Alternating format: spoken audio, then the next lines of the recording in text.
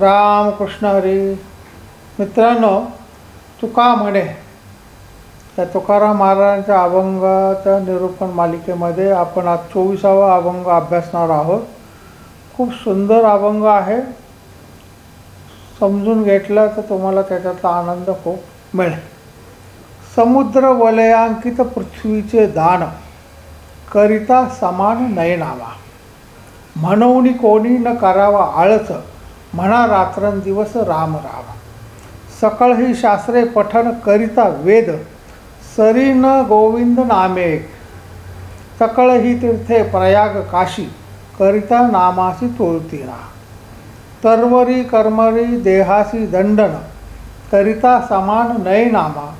तुका म्हणे ऐसा आहे श्रेष्ठाचार, नाम हेची सार विठोबाचे. नामस्मरणाचं महत्त्व किती आहे हे तुकाराम महाराज आपल्याला या अभंगातून समजून सांगत आहे. याचा सरळ अर्थ सांगतो की समुद्राने वेढलेलं पृथ्वीचं दान जरी आपण केलं तर ते जे पुण्य लागेल ते हरिनामाच्या चिंतनाने त्याची बरोबरी होत नाही. हरिनाम चिंतनाचं पुण्य जास्तच आहे. याकरता नाम घेण्याचा कोणीही आळस करू नये. रात्रंदिवस राम राम हाच मंत्र जपावा.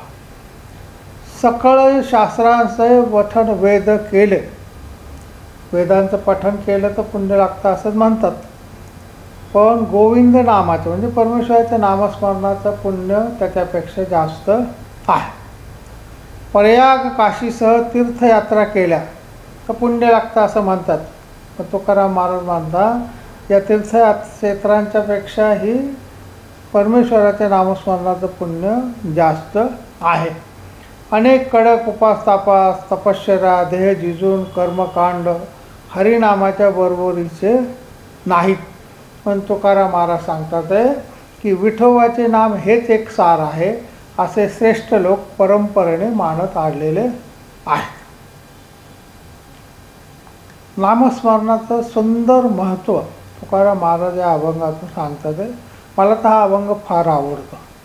नाही का. पुण्य मिळवण्याचे अनेक प्रकार आपल्याला पुराणामध्ये सांगितलेले आहेत, परंपरेने आपण ऐकून आलेले आहेत.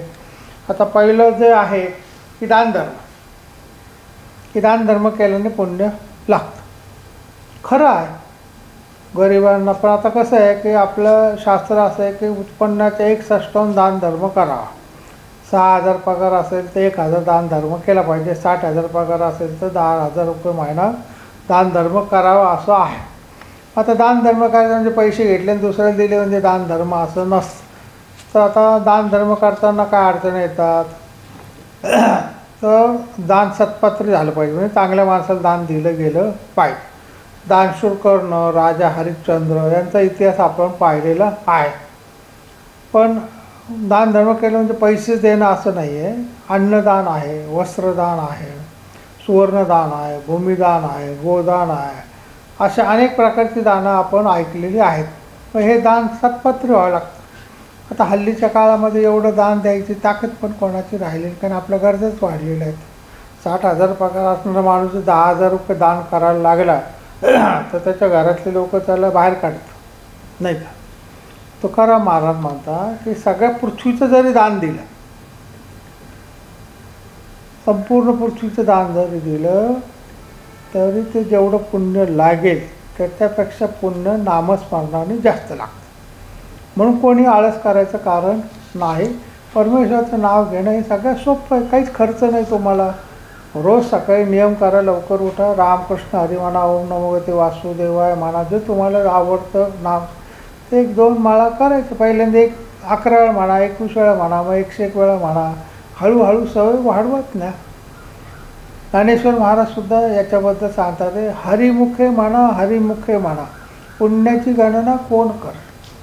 परमेश्वराचं हरिनाम केलेलं जेवढं पुण्य आहे ते तिथे मोजतासुद्धा येत नाही.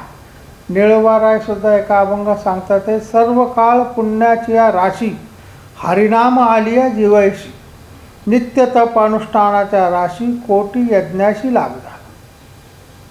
आता पुण्य मिळवण्याचा दुसरा मार्ग म्हणजे काय, वेद पठण करणं. वेद पठणाने सुद्धा सगळे पाप नाहीसे होतं असं म्हणतात. पण चुकीचं वेदपठण केलं तर वेड लागतं असंही सांगितलं जातं. म्हणजे वेदपठण काही सगळ्यांना शक्य नाही, नाही का.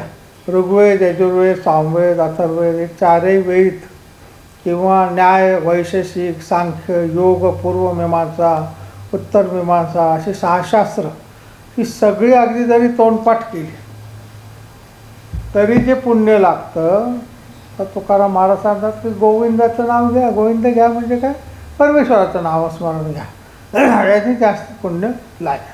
आणि खरं आहे, वेदपाठ करणं कोणाच्या त्यात शब्दसुद्धा जोडाक्षर उच्चारता येत नाही.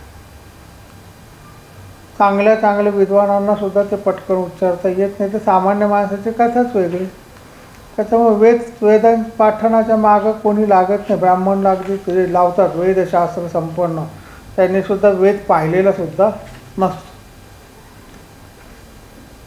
तुकाराम महाराजच एका अभंगात सांगतात, वेद अनंत बोलीला अर्थ इतकाच साधिला, विठोबाला शरण जावे निज निष्ठे नाम गावे.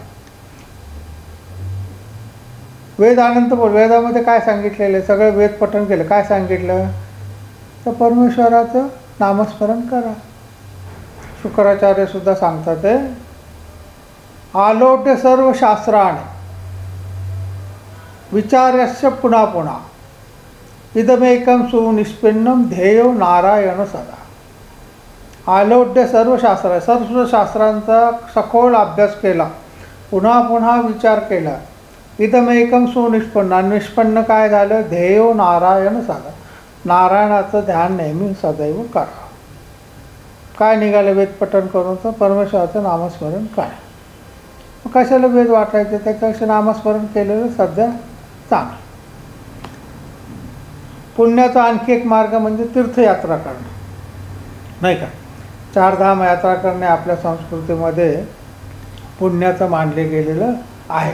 हिंदू संस्कृतीमध्ये मोक्षप्राप्तीचं ते एक साधन मागतात. तीर्थयात्रा करा, तीर्थाच्या ठिकाणी स्नान करावं, म्हणजे सगळं पाप नाहीसं होतं, पुण्य लागतं असं शास्त्र सांगतं. पण तुकाराम महाराज सांगतात की तीर्थयात्रांचे पुण्य हे नामस्मरणाच्या बरोबरीचं नाही. कारण सर्व पापाचे नाहीशी करणारे तीर्थ जे आहेत ती पावन कधी होतात, तर जे नामस्मरण करणारे संत त्यांच्यामध्ये स्नान करतात तेव्हाच ते गंगा, यमुना, सरस्वती नद्या पवित्र होतात. ज्ञानेश्वरीमध्ये ज्ञानेश्वर महाराज सांगतात, संताचेनी अंग लगे पापाते जिनने गंगे, तेने संत संगे शुचित्व कैसे. ज्यांच्या स्नानामुळे गंगेचं सुद्धा पाप नाहीसं होतं.